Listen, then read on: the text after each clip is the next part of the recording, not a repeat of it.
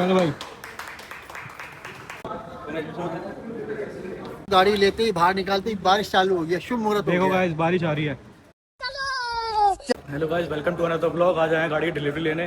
जैसे आपने कल वाला ब्लॉग देखा होगा, उसमें हम कल पेमेंट कर गए थे। आज हम ले रहे हैं डिलीवरी। और अभी तो हम बैठे हुए थे ऑफिस में, अभी सन्नी का फ़ोन आया कि चल भाई डिलीवरी लेने चलना है। और हम तो काम कर रहे थे, लेकिन आ गए फिर भी लेने के लिए। 2-4 साइन होंगे। अच्छा, लग रहा है उसके बाद बस खत्म। यहाँ पर लड़ाई कर रहे हैं अभी भी आगू करके।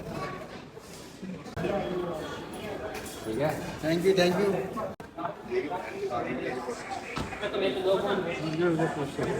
अरे चाबी तो ले लो। कहाँ का है पहला टूर, कहाँ का है? पहला टूर जाएंगे, अभी तो सीएनजी भरवा के सीधा मनाली।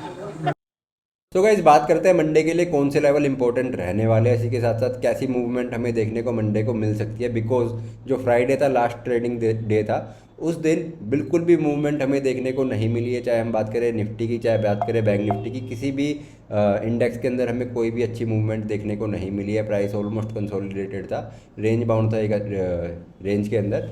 तो अब सिंपल सी चीज़ है कि मंडे को हमारा प्लान क्या रहने वाला है। बिकॉज जो लास्ट डे था हमारा फ्राइडे, उस दिन कोई मूवमेंट हमें देखने को मिली नहीं है। तो हमारा एक्सपेक्टेड ये है कि मंडे को एक बड़ा मोमेंटम हमें देखने को मिलना चाहिए सभी इंडेक्स के अंदर। ठीक है, एक मॉर्निंग सेशन में एक डायरेक्शनल मूव हमें देखने को मिलना चाहिए। सबसे पहले बात करते हैं निफ्टी की। तो निफ्टी में अगर आप देखोगे तो मॉर्निंग में जहाँ पे भी मार्केट ओपन हुई थी, सुबह मॉर्निंग के 15 मिनट की रेंज के आसपास ही प्राइस घूमता रहा है। थोड़ा सा एक डाउन साइड का ब्रेकआउट आया था, बट अगेन उसी रेंज में आके प्राइस फंस चुका है। तो बहुत सिंपल सी चीज़ है, बहुत सिंपल से एनालिसिस है जो मैं मंडे के लिए फॉलो करने वाला हूँ निफ्टी के अंदर। तो क्लियरली हमें दिख रहा है कि यहाँ से मल्टीपल टाइम रिजेक्शन आई है इस एरिया से। ठीक है, तो एक ये वाला लेवल है जो काफ़ी इंपॉर्टेंट रहने वाला है निफ्टी के अंदर। इसी के साथ साथ ये जो डे लो है, यहाँ पे भी एक इंपॉर्टेंट लेवल है। ये डे लो की वजह से कोई इंपॉर्टेंस नहीं है, यहाँ पे डे लो तो है ही है। इसके साथ साथ अगर मैं इसको थोड़े से बड़े टाइम फ्रेम पे शिफ्ट करूँगा तो आप देखोगे प्रीवियसली भी इस एरिया से बहुत अच्छा रिजेक्शन आया और बहुत अच्छा फॉल देखने को हमको मिला था। देख सकते हो आप, तो काफ़ी बड़ा फॉल इस एरिया से देखने को मिला है और ये कल का डे लो भी है। ठीक है, तो ये सारी चीज़ें देखते हुए मैंने ये वाला लेवल ड्रॉ करा है। तो ये दो लेवल काफ़ी क्रूशियल रहने वाले हैं और ये अभी रिसेंट हाई है, यहाँ से काफ़ी अच्छी सेलिंग आई है। तो ये 3 लेवल है जिसको मैं फॉलो अप करने वाला हूँ मंडे के लिए। इसी के साथ साथ जो कल का दिन है वो इसके अंदर रेंज बाउंड रहा है, तो कहीं पर भी हमें एक ब्रेकआउट या रिजेक्शन देखने को मिलती है इन लेवल्स के अकॉर्डिंग, तो मैं अपनी एंट्री निफ्टी के अंदर बहुत सिंपल इसी तरीके से देखते हुए अपनी एंट्री प्लान कर लूँगा। इसके बाद बात करते हैं बैंक निफ्टी की। बैंक निफ्टी में भी कुछ सेम सिनेरियो रहा है, पर बैंक निफ्टी से भी ज़्यादा कंसोलिडेट किया है। ठीक है, जैसा कि मैंने आपको टेलीग्राम में सुबह मॉर्निंग में अपडेट दे दिया था कि बैंक निफ्टी रेंज में फंस चुका है और काफ़ी बोरिंग डे है। और इस दिन हमने ऑलमोस्ट कोस्ट टू कोस्ट कह सकते हो आप, हमने एग्जिट ले लिया था बिकॉज मूवमेंट ही नहीं थी। अब बात करते हैं कि बैंक निफ्टी में कौन से लेवल्स है जो इंपॉर्टेंट रहने वाले हैं। जैसा मैंने स्क्रीन पे ऑलरेडी ड्रॉ करके रखा हुआ है, आप देखोगे एक चैनल है या फिर आप इसको एक ट्रायंगल कह सकते हो, कुछ भी कह सकते हो, एक रेंज कह सकते हो। ठीक है, यहाँ से यहाँ तक आप देखोगे कंटिन्यूस यहाँ से बाइंग आई, फिर यहाँ से बाइंग आई, फिर यहाँ से बाइंग आई, एंड देन अगेन यहाँ से रिजेक्शन देखने को मिल रही है।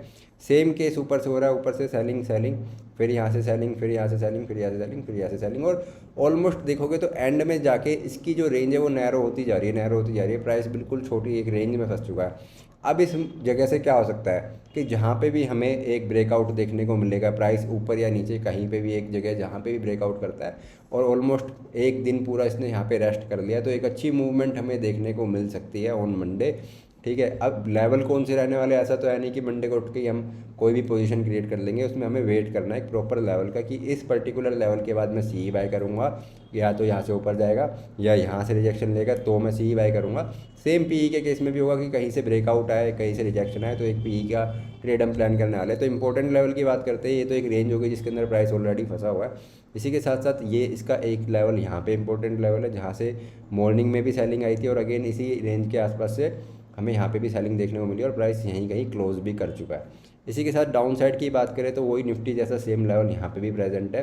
ठीक है, इस एरिया से बाइंग आई और पूरा डे लो भी है ये, यहाँ से ही बाइंग आनी शुरू हुई, तो उसके बाद कंटिन्यूस थोड़ा थोड़ा करके अपसाइड इसने मूव करा है। तो ये वाले लेवल्स है जो बैंक निफ्टी में काफ़ी इंपॉर्टेंट रहने वाले हैं।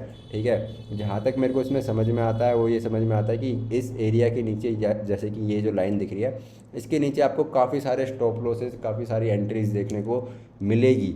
ठीक है, तो कुछ भी एक्शन इस एरिया में हो सकता है और एक अच्छा मोमेंटम आएगा उसकी वजह से, क्योंकि काफ़ी सारी स्टॉप लॉसेस और टारगेट्स और आप कह सकते हो न्यू ऑर्डर्स इस एरिया में प्रेजेंट रहेंगे। और जब भी यहाँ पे मार्केट आती है तो एक काफ़ी अच्छा मोमेंटम हमें देखने को मिल सकता है। तो पहला प्लान ये है। उसी के साथ साथ जो इंपॉर्टेंट लेवल्स है अगेन सेम बहुत सिंपल तरीके से यूज़ करने वाले हैं। ये हमारा अप साइड का लेवल है, ये डाउन साइड का लेवल है, इसके अंदर ही हम ट्रेड करेंगे। और बाकी इस एरिया के अंदर भी एक छोटा मोटा ट्रेड हमारा बन सकता है, एक अच्छा टारगेट हमें देखने को मिल सकता है।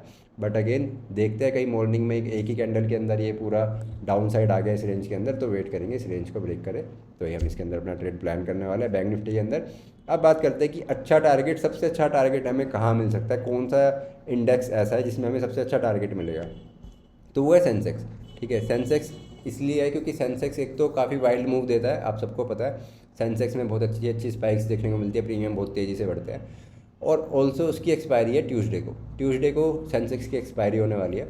और एक्सपायरी वाले दिन और एक्सपायरी से एक दिन पहले जो भी इंडेक्स होता है काफ़ी अच्छे मूव दे देता है, स्पाइक्स आती है प्रीमियम के अंदर। और उसी के साथ साथ जो इम्पोर्टेंट पार्ट है वो ये है कि सेंसेक्स ने भी सेम एक रेंज के अंदर मूव करा है फ्राइडे को। कोई अच्छी मूव हमें देखने को नहीं मिली है, देखोगे तो पूरा दिन इसी रेंज के अंदर कंसोलिडेट कर रहा है सेंसेक्स, इसके बाहर कुछ भी नहीं किया, बहुत ही रेंज बाउंड है। ठीक है, ये नॉर्मली सेंसेक्स ऐसे नहीं चलता, सेंसेक्स अच्छी मूव्स देता है। और ये जहाँ पे ओपन हुआ ऑलमोस्ट उसके आसपास ही क्लोज हो चुका है। अब सिंपल सी चीज़ है कि सेंसेक्स में हमारा प्लान क्या रहने वाला है, कैसे हम जो स्पाइक्स है उनको कैप्चर करेंगे। तो सिंपल आप देखोगे ये वाला जो एरिया है, ये जो ग्रीन लाइन है, यहाँ से मल्टीपल टाइम हमें रिजेक्शन देखने को मिली है, यहाँ से मल्टीपल टाइम सेलिंग आई है। सेम यही वाला लेवल यहाँ से हमें बाइंग देखने को मिली और अर्लियर भी यहाँ से एक रिजेक्शन देखने को मिली है। मैं इसको थोड़ा बड़े टाइम फ्रेम पे शिफ्ट करता हूँ तो आपको और अच्छे से क्लियर पिक्चर मिलेगी कि ये ब्लू लाइन क्यों लगाई हुई है और ये ब्लू लाइन का इम्पोर्टेंस क्या है। ठीक है, तो सबसे पहले अगर आप देखोगे तो ये जो ब्लू लाइन है इस एरिया से प्रीवियसली लास्ट कुछ दिन में ट्रेडिंग सेशन में देखोगे तो यहाँ से काफ़ी अच्छी सेलिंग देखने को हमें मिली है। अगेन यहाँ से भी हमें काफ़ी अच्छी सेलिंग देखने को मिली है, तो इसलिए मैंने ये जो मेजर जोन है इनको मार्क डाउन कर रखा है। इसी के साथ साथ ये वाली जो ग्रीन दो लाइन है ये एक रेंज है जिसके अंदर प्राइस ऑलरेडी फंसा हुआ है, इसके ऊपर नीचे कहीं पे भी निकलता है तो बहुत अच्छी मूवमेंट देखने को मिलेगी। वो क्यों मिलेगी ऑलरेडी समझा चुका हूँ, दोबारा बता दूंगा। ठीक है, और डाउन साइड में भी इसी एरिया के आसपास से देखोगे मल्टीपल टाइम यहाँ पे रिजेक्शन प्रेजेंट है। अब बताता हूँ कि बड़ी मूवमेंट हमें कहाँ से मिल सकती है, क्यों मिल सकती है और उसके पीछे का रीज़न क्या है।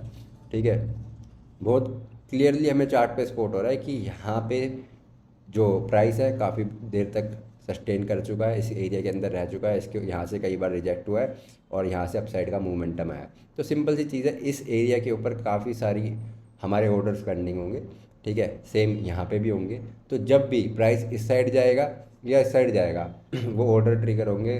जो भी ट्रेडर होगा, जो भी जिसने भी इसके अंदर अपनी पोजीशन कैरी कर रखी होगी, क्रिएट करना चाहता है, कर रखी होगी, स्टॉप लॉस लगा रखा हो, वो सारे लोग इस एरिया के ऊपर जैसे भी प्राइस जाता है यहाँ जाता है तो काफ़ी अच्छा पैनिक देखने को मिलेगा। और उसी पैनिक से हमें एक अच्छा स्पाइक, एक अच्छा मोमेंटम देखने को मिलेगा जो हमें एक अच्छा ट्रेड दे के जा सकता है। तो जस्ट आपको क्या करना है कि वेट करना है कि इस रेंज के अंदर पहले ट्रेड प्लान नहीं करना, सिंपली हमें वेट करना है या तो इस रेंज के आसपास या इस रेंज के आसपास हमें एक ट्रेड प्लान करने की अपनी प्लान बनानी है कि या तो इसके ऊपर सस्टेन कर जाए या इसके नीचे सस्टेन कर जाए तो हम अपना एक ट्रेड प्लान करेंगे। नहीं तो सिंपली अगर यहाँ से रिजेक्शन आती है, इस एरिया में जाता है ग्रीन एरिया के लाइन के आसपास, इस एरिया से जाके रिजेक्ट होता है तो हम एक सिंपल सा पी ट्रेड कैप्चर करेंगे।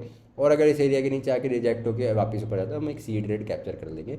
बहुत ही सिंपल सी चीज़ है और इसके अलावा कुछ भी नहीं है। मंडे के लिए मेरा प्लान काफ़ी सिंपल और यही रहने वाला है। ठीक है, और मोस्ट प्रोबेबली मैं सेंसेक्स में ट्रेड करूँगा ही करूँगा क्योंकि मेरे को लगता है कि सेंसेक्स में कहीं ना कहीं स्पाइक आने वाली है मंडे के दिन।